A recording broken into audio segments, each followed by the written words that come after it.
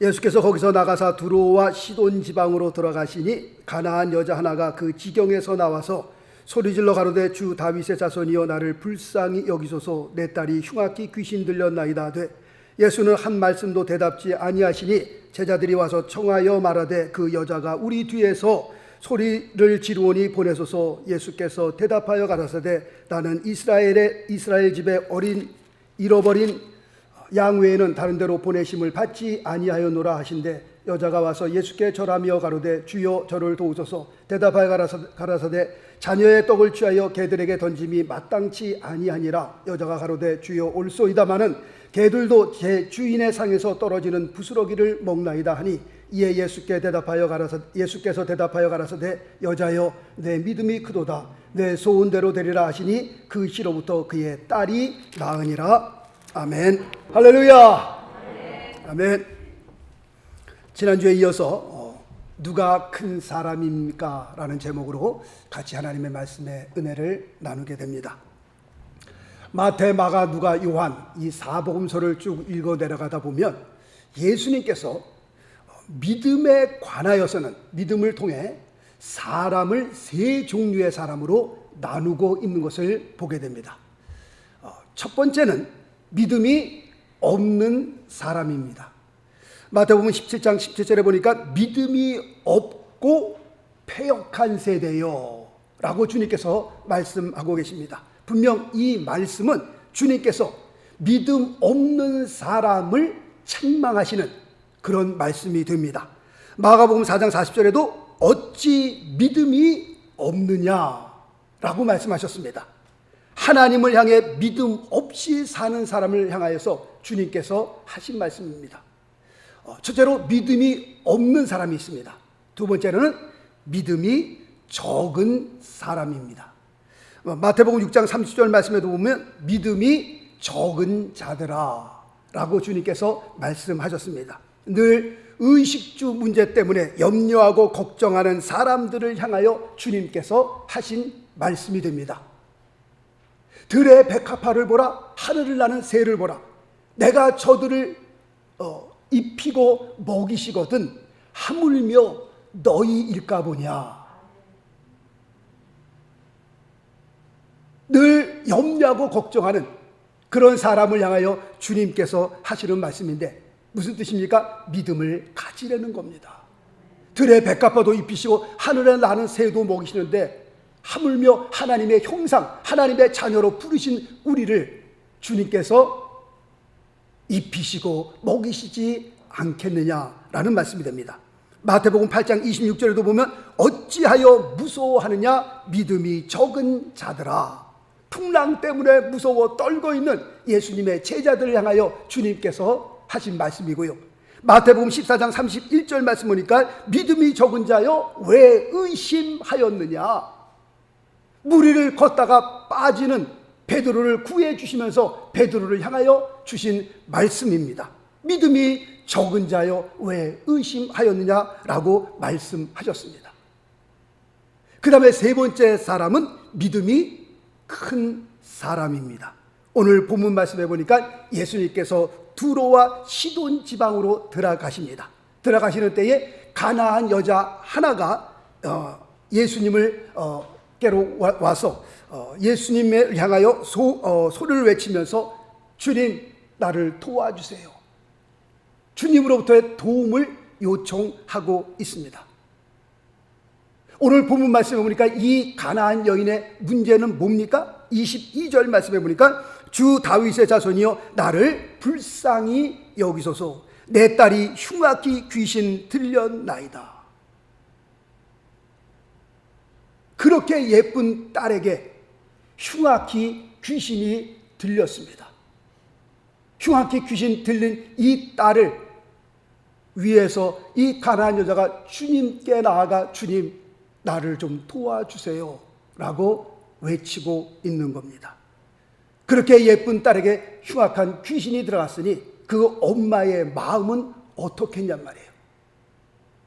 정상으로 잘 살고 있는 그 예쁜 딸이 흉악히 귀신이 들어가니까 정말 정상적인 삶에서 벗어나는 것 아니겠어요? 꽤 오래 전이었습니다마는 제가 LA 있을 때에 귀신을 쫓아달라고 해서 귀신을 한번 쫓은 적이 있습니다. 고등학교 2학년 여자아이였습니다. 아주 예쁘게 생겼고요. 그 다음에 공부도 너무 잘했습니다. 모든 과목들이 다 올 A입니다. 그런데 이 예쁘게 생긴 고등학교 2학년 여자애가 귀신이 들린 거예요. 귀신이 그를 잡으니까 얼마나 싸나워지는지 몰라요.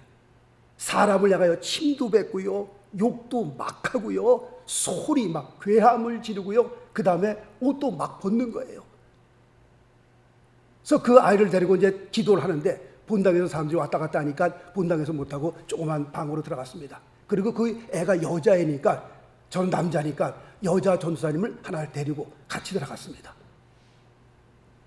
그래서 이틀을 걔를 붙들고 말씀을 나누고 찬양하고 기도하면서 계속 기도했습니다.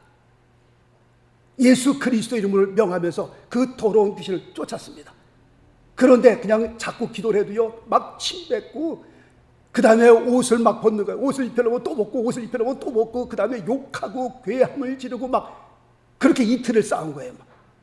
그런데 애가 조용해진 거예요. 난 거예요. 그래서 제가 그때 LA에 있었는데 걔가 차 타고 부모님이 애리조나에서 걔를 데리고 왔어요. 그래서 깨끗해져서 애리조나로 다시 보냈습니다. 그리고 며칠 지난 다음에 전화가 왔어요. 고맙습니다 하고 애가 정상으로 돌아왔어요. 다시 그 옛날 모습으로, 웃는 모습으로 돌아왔고요. 그 다음에 학교 가서 공부도 열심히 하고 있습니다. 그 소리를 듣는데 얼마나 감사했는지 모르겠습니다. 하여튼 이 여인이 주님을 향하여 도와달라고 외치고 있는 겁니다. 정상적이었던 그 예쁜 딸이 흉악기 귀신이 들려 정상에서 벗어난 그 흉측한 생활을 하고 있으니 그 엄마의 마음이 찢어지는 겁니다. 예수님의 소문을 듣던 차라 예수님께서 두로와 시돈 지방에 오셨다는 말을 듣고서 주님 앞에 달려가서 도와달라고 하는 겁니다. 그런데 문제는 오늘 23절 말씀 보니까 예수는 한 말씀도 대답지 아니하시니, 얼마나 간절한 마음으로 예수님을 찾아갔겠어요. 예수님 도와주세요. 그런데 보니까 예수님께서 대꾸도 안 하시는 겁니다. 본 척도 안 하시는 겁니다. 이거는요, 사람을 무시하는 정도가 아니라 세상 말로 말하면요, 정말 기분 더럽습니다. 진짜 사람을 사람처럼 취급을 안 해주니, 본 척도 안 하니 그렇게 간절한 마음으로 예수님을 향하여 부르짖는데 사람을 사람 취급을 안 하는 겁니다. 오죽했으면 제자들도 23절 말씀 보니까는 주님 한번 좀 봐주고 보내시면 안 될까요? 그런 의미의 말씀이 23절에 기록되어 있습니다. 자, 24절 말씀 또 한번 볼까요? 24절 말씀 보니까 예수께서 대답하여 가라사대 나는 이스라엘 집에 잃어버린 양 외에는 다른 데로 보내심을 받지 아니하였노라 하신대. 무슨 뜻입니까? 나는 저 이방 여자가 지금 어떤 상황에 처했든지 나는 상관이 없어. 나는 잃어버린 이스라엘 양을 위해서 온 거지 저 이방 여자를 위해서 내가 온 것이 아니야 라고 하는 그런 말씀을 하고 계십니다.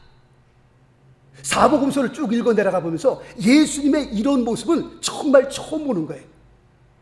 예수님을 보면 늘 인자하시고 사랑하시고 어린애까지 다 껴안아 주시는, 현장에서 그 가늠하다 잡혀온 그 여자까지도 용서해 주는 그 인자하신 예수님을 늘 뵙다가 그렇게 간절하게 예수님을 찾는 이 여인을 향하여 본 척도 안 하고 그 다음에 나는 저 여자가 지금 무슨 상황인지 나는 상관없어, 자기가 알아서 해 라고 하는 이런 식의 예수님을 보면서 예수님이 예수님 같지가 않은 거예요. 이렇게 강경한 모습을 하시는 예수님은 처음 뵙는 거예요. 낯설은 예수님을 여기서 지금 만나게 되는 겁니다. 자, 25절과 26절 말씀 볼까요? 여자가 와서 가로되 절하며 가로되 주여 저를 도우소서. 대답하여 가라사대 자녀의 떡을 취하여 개들에게 던짐이 마땅치 아니하니라. 나는 저 여인이 지금 어떤 상황이 있는지 상관도 없고 그 다음에 그런데도 불구하고 와서 막 도와달라고 하니까는 자녀의 떡을 취하여 개들에게 던짐이 마땅치 않아. 다시 말씀드리면 그 여인을 개 취급한 겁니다. 그렇다면 얘기는 여기서 끝난 겁니다. 그럼 이 정도 되면 이 가나안 여인이요 정말 상을 뒤집어 엎어버리고 갈만합니다. 이 여인이요 주님을 향하여 삿대질하면서 당신이 능력이 있으면 능력이 있었지 왜 사람을 이렇게 무시합니까? 당신 너무 건방진 거 아닙니까? 그렇게 그냥 상을 다 뒤집어 엎고 그 다음에 삿대질 한번 하고 소리 한번 지르고 그냥 갈만합니다. 이 정도 되면은. 그런데 27절 말씀해 보니까 여자가 가로되 주여 올소이다. 자기를 향하여 개 취급하는데도 불구하고 주님께 말씀하기를 여자가 가로되 주여 올소이다. 올소이다마는 개들도 제 주인의 상에서 떨어지는 부스러기를 먹나이다. 혹시 개를 키워보셨어요? 주인이 상에서 뭘 먹다가 조그마한 부스러기만 떨어져도요 그냥 쏜살같이 달려와서 다 핥아먹습니다. 그냥 요만한 부스러기 과자라도 요만한 조그만 거라도 하여튼 상에서 뭐가 떨어지고 와서 싹싹 다 훑어먹습니다. 예수님께서 이 가나안 여인을 향하여 지금 개 취급을 하는데도 불구하고 보통 사람 같으면 다 그냥 소리 지르고 그냥 다 뒤집어엎고 갔을 텐데 이 가나안 여인의 절실함을 오늘 27절 말씀을 통해서 볼 수 있는 겁니다. 예, 주님 말씀이 맞습니다. 그런데요 보니까는 그 땅에서 떨어진 그 부스러기도 와서 개가 와서 핥아 먹네요. 보니까 28절 말씀 보니까 이에 예수께서 대답하여 가라사대 여자여 뭐라고 말씀합니까? 내 믿음이 크도다. 내 소원대로 되리라 하시니 그 시로부터 그의 딸이 나으니라. 대단하죠. 어떻게 보면 예수님께서 이 여인을 이렇게까지 혹독하게 다뤘던 것은 이 가나안 여인의 믿음을 보셨기 때문인지도 모릅니다. 예수님께서는 아마도 이 여인의 이런 큰 믿음을 지금 사람들이 모여서 다 구경하고 있는 그 무리들을 보여주시기 위함이었는지도 모르겠습니다. 하여튼 가나안 여인을 보면서 누가 하나님 앞에 큰 사람이냐? 그것은 믿음을 크게 가진 사람이 큰 사람이다 라는 것을 말씀을 드리고 싶습니다. 여자여 내 믿음이 크도다 라고 말씀하고 있습니다. 그러므로 당연히 하나님 앞에서 누가 큰 사람이냐? 키가 큰 사람이 큰 사람이에요? 아니요. 하나님 앞에 믿음을 크게 가진 사람을 하나님께서는 큰 사람으로 보고 계시다고 하는 겁니다. 그렇다면 우리에게 이런 질문이 일어날 수 있습니다. 그러면 목사님, 큰 믿음이란 뭐가 큰 믿음입니까? 믿음에도 크기가 있습니까? 라고 질문할 수 있습니다. 그 질문에 네, 그렇습니다. 믿음에는 크기가 있습니다. 그렇다면 어떤 믿음이 큰 믿음입니까? 오늘 두 가지로 말씀을 드리려고 합니다. 첫 번째, 큰 믿음이란 하나님의 말씀에 대해 내가 얼마만한 확신을 가지고 있느냐에 비례하고 있습니다. 다시 말씀드리면 하나님의 말씀에 대해서 내가 50%의 정도의 확신을 가지고 있다면 나는 하나님을 향하여서 50% 정도의 믿음을 가진 사람이 되는 겁니다. 내가 하나님의 말씀을 향하여 70% 확신을 갖고 있다? 그러면 70%의 믿음을 갖고 있는 겁니다.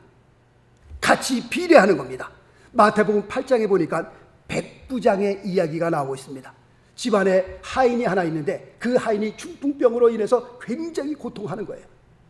그런데 예수님의 소문을 들었습니다. 예수님이 가는 곳곳마다 귀신을 내어 쫓고 병든 자를 고치고 죽은 자를 살린다고 하니까 내 집안에 있는 그 하인이 그렇게 고통스러워하니까 너무 마음이 괴로운 거예요. 내가 예수님께로 가서 우리 하인을 위해서 내가 간구해야 되겠다. 그래서 예수님께로 가서 우리 하인을 고쳐주세요. 너무 지금 괴로워하고 있습니다. 라고 하니까 주님께서 그 백부장을 향하여 이렇게 말씀합니다. 그래, 가자. 내가 고쳐주리라. 그렇게 말씀하고 있습니다.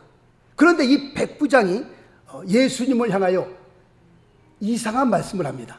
어떤 말씀을 하는지 마태복음 8장 말씀 한번 가봅니다.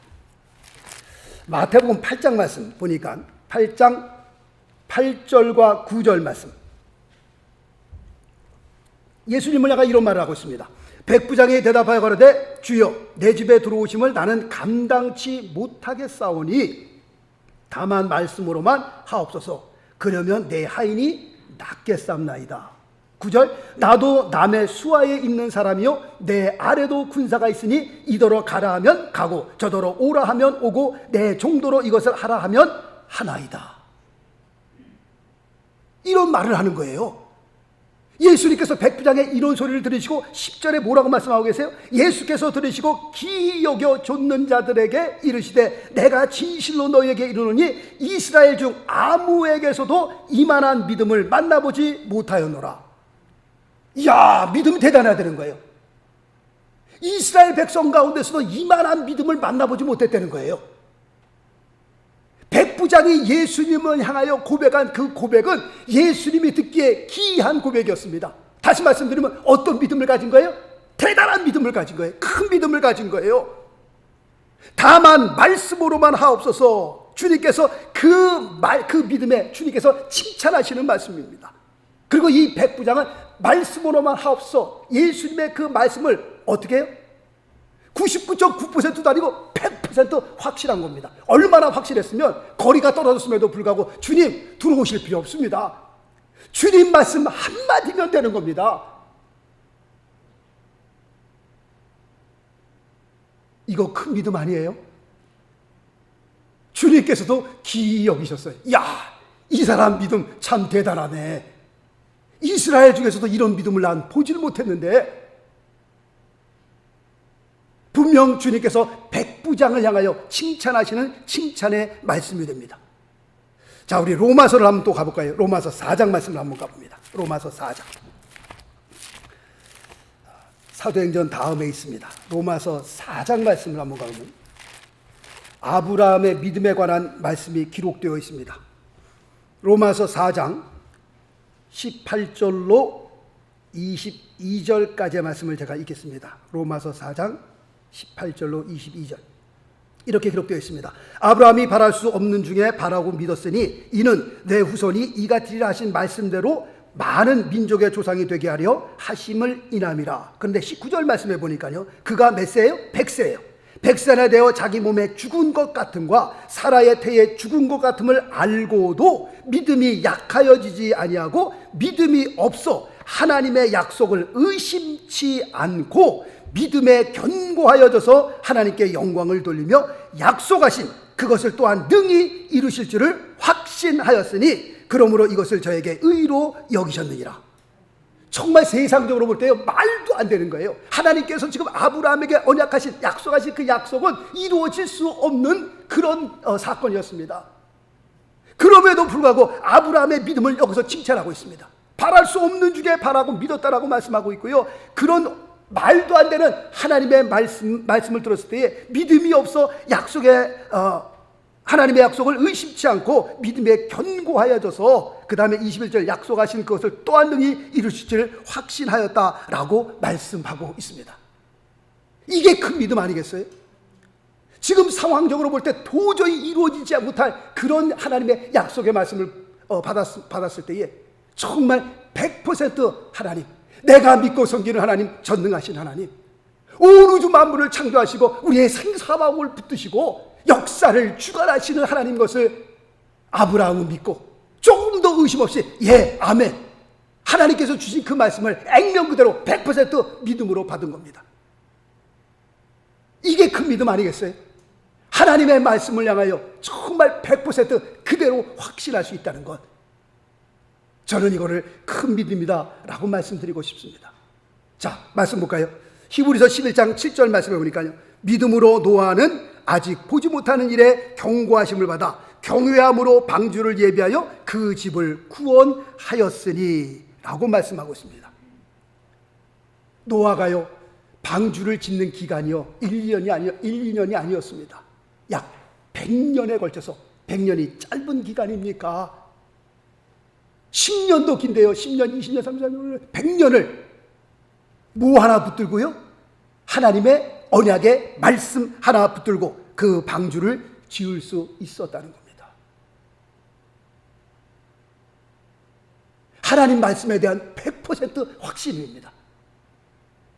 그의 마음속에 하나님의 경고의 말씀을 들었을 때 그 말씀이 그의 심령에 큰 바위처럼 흔들리지 않는, 요동치 않는 큰 바위처럼 그 하나님의 말씀이 100% 확실하게 이 심령에 자리 잡은 겁니다.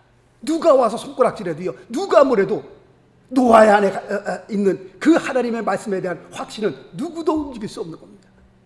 100년을 걸쳐서 방주를 짓기 시작한 겁니다. 저는 노아의 믿음을 향하여 이것이 큰 믿음이다 라고 말씀을 드리고 싶습니다. 하루는 예수님께서 물 위로 걸어오십니다.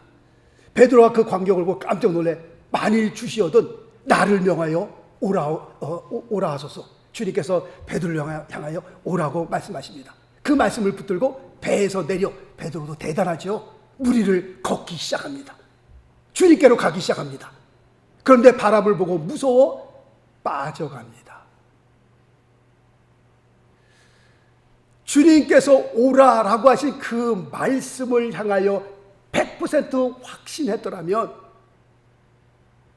바람이 불든지 풍랑이 일든지 그 말씀을 붙들고 예수님께로 갔더라면 예수님께로 끝까지 갈 수 있었을 텐데 바람을 보고 무서워 빠졌습니다. 주님께서도 뭐라고 말씀하고 계세요? 믿음이 적은 자여 왜 의심하였느냐 말씀하고 있어요. 오라고 하신 그 주님의 말씀을 100% 확신하지 못한 거죠. 이러다가 내가 빠져 죽는 거 아닌가? 바람을 보고 무서워하는지라 빠지게 되잖아요. 그러므로 큰 믿음은 뭐가 큰 믿음이냐? 하나님의 말씀에 대한 확신입니다. 내가 얼마만큼 하나님의 말씀에 대해 확신을 갖고 있는가? 긴가민가 합니까? 한 50%는 믿는데 50%는 믿지 않습니까? 그러면 나의 믿음이 하나님을 향하여 50%밖에 안 되는 겁니다. 나는 하나님의 말씀에 대해서 몇 %나 확신하고 있는가? 혹시 베드로처럼 의심하고 있는 것이 아닌가? 하나님의 말씀을 믿긴 믿었는데 세상을 살면서 세상 풍랑 때문에 하나님의 말씀을 믿지 못하는 것이 아닌가? 아마도 하나님께서 다 하실 수 있어도 이것만큼은, 내가 가지고 있는 이 문제만큼은 해결하지 못하실 거야 하는 그런 세상 풍랑에 의해서 그런 의심이 들어가지 않는가? 하나님의 말씀을 향하여 내가 얼마만큼 확신을 갖고 있는가? 큰 믿음은 100% 말씀에 대한 확신을 갖고 있는 겁니다. 두 번째, 뭐가 큰 믿음입니까? 라고 하는 질문에 내가 얼마나 하나님을 신뢰하느냐, 그것과 비례하는 겁니다. 말씀 보겠습니다. 마태복음 17장 20절 말씀 보니까 너희 믿음이 적은 연곤이라 그렇게 말씀하고 있습니다.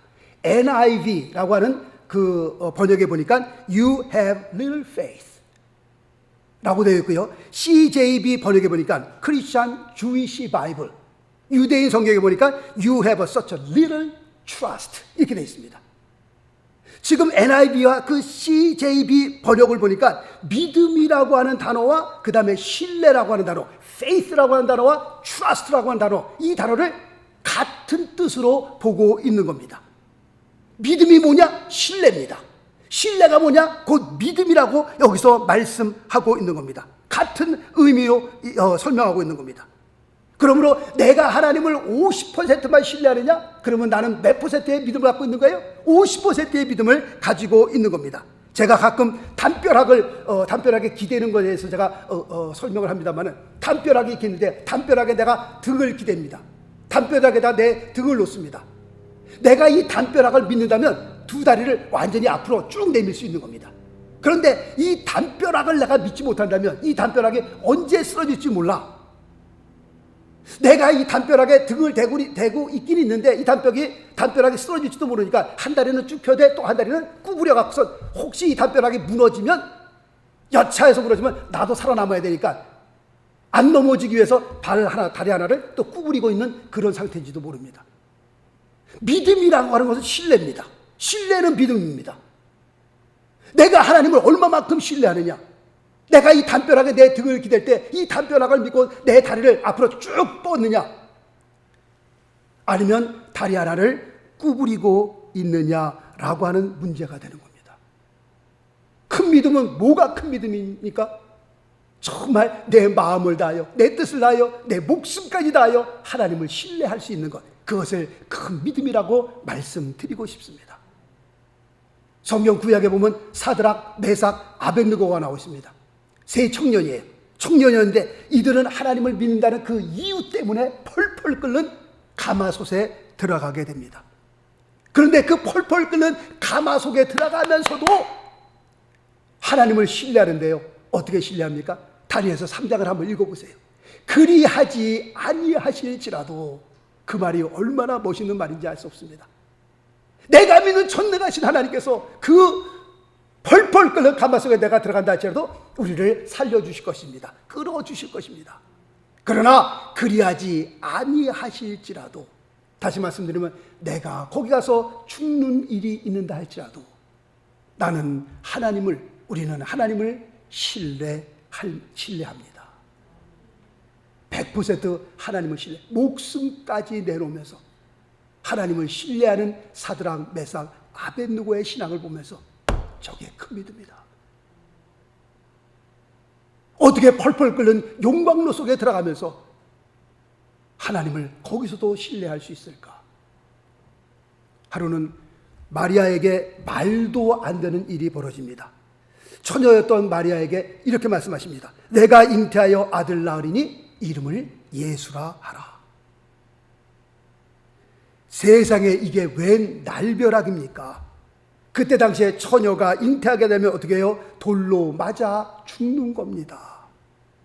그러나 마리아는 자기에게 말씀하신 그 하나님을 향하여 자기의 목숨을 걸고 그 하나님을 신뢰했던 겁니다. 말씀 볼까요? 누가복음 1장 38절 말씀 보니까 마리아가 가로되 주의 계집종이오니 주의 말씀대로 내게 이루어지리이다. 지금 이 말씀이 무슨 뜻입니까? 주님, 내가 주님을 신뢰하다가 혹시 내가 죽을지도 모르는데 내가 죽으면 죽겠습니다. 그런 의미가 이 고백에 들어있는 겁니다. 자기의 목숨을 걸고 하나님을 신뢰하는 것. 정말 죽으면 죽을지도 모르는데 그런 가운데서도 끝까지 목숨을 걸고 하나님을 신뢰할 수 있다는 것. 저는 이 믿음을 큰 믿음이라 라고 말씀을 드리고 싶습니다. 나는 정말 하나님을 믿는 사람인가? 그렇다면 내가 얼마만큼 하나님을 믿는 사람인가? 그리고 주님께서 나를 모르고 뭐라고 말씀하실까? 믿음이 없는 자라고 말씀하실까? 아니면 믿음이 적은 자요 라고 말씀하실까? 아니면 믿음이 큰 자라고 말씀을 하실까?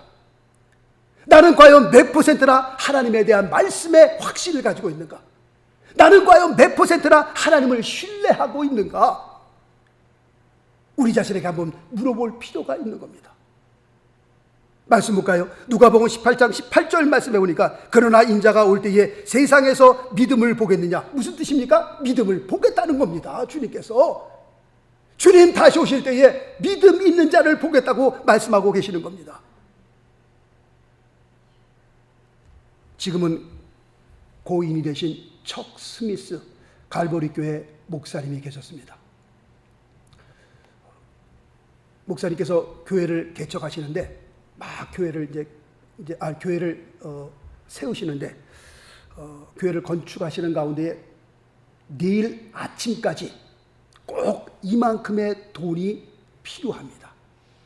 이 돈이 없으면 이 교회를 지금 건축할 때 스탑될 수도 있는 정말 아주 굉장히 중요한 때 꼭 이만한 그만큼의 돈이 큰 돈인데 그만큼의 돈이 필요한데 이 돈 때문에 걱정이 돼갖고 염려가 돼갖고 두려워서 잠을 못 주무시는 거예요. 그냥.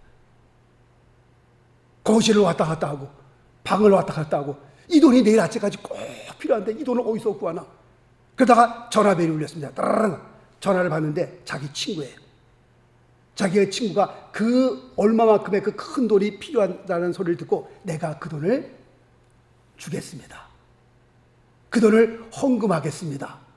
라는 그 친구의 전화 약속을 듣고 전화를 끊고 난 다음에 휴, 한숨을 내쉬면서 야, 이제 살았다, 이제 됐구나 라고 하면서 마음 편하게 의자에 딱 앉아 있는데 하나님께서 음성을 들려주시는 거예요. 마음속에 What about me?